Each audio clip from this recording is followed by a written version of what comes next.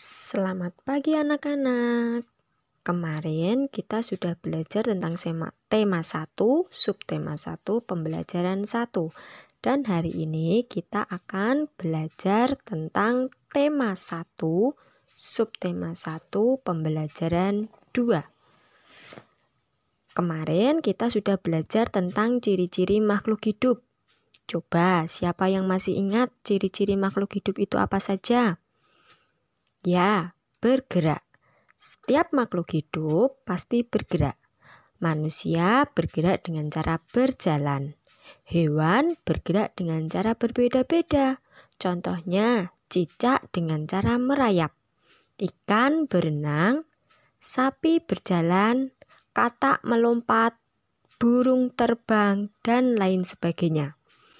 Tumbuhan tidak punya kaki, tidak punya sayap. Apakah tumbuhan juga bergerak? Ya, tumbuhan juga bergerak.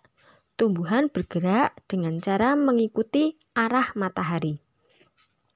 Makhluk hidup bernapas. Alat pernapasan makhluk hidup berbeda-beda. Manusia bernapas dengan paru-paru, ikan bernapas dengan insan, belalang bernapas dengan trakea, dan lain sebagainya. Tumbuhan juga bernapas. Tumbuhan bernapas dengan stomata.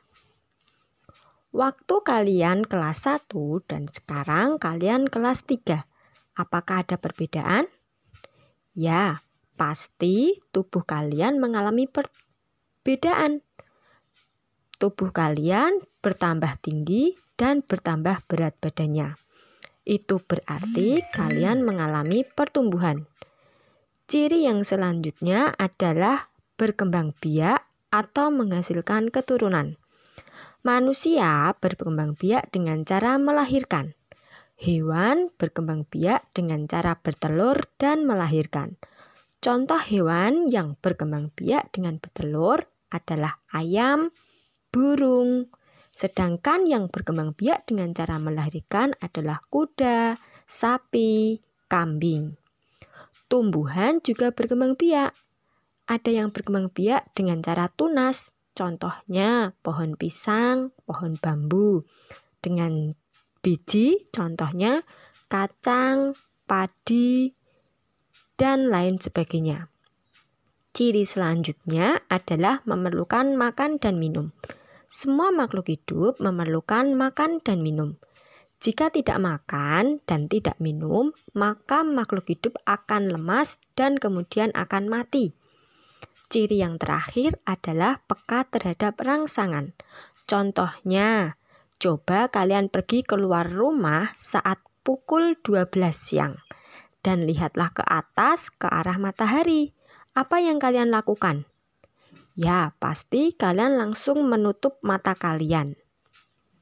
Contoh lain, daun putri malu akan menutup daunnya apabila disentuh.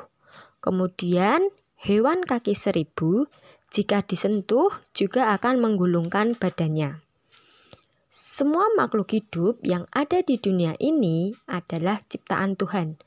Manusia adalah makhluk ciptaan Tuhan yang paling sempurna karena manusia dikaruniai akal, pikiran, dan juga hati nurani.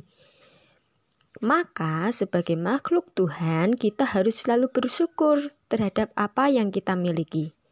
Bersyukur kepada Tuhan termasuk pengalaman sila pertama dalam Pancasila, yaitu ketuhanan yang Maha Esa. Sila pertama dilambangkan dengan gambar bintang. Sebagai makhluk Tuhan, kita harus mematuhi perintah Tuhan dan harus menjauhi larangan Tuhan. Demikian pembelajaran kedua hari ini. Jika ada yang kurang paham, bisa bertanya langsung.